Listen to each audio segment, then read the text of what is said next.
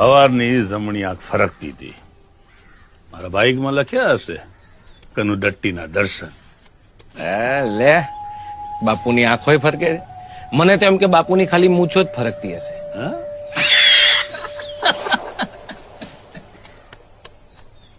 ભલા ભૂલા પડ્યા. હોય કઈ સ્પેશિયલ તમને મળવા 50 કિલોમીટર ગાડી અંદર લઈને આવ્યો છું. હા? ધન ભાગ ધન ઘડિયા મારા.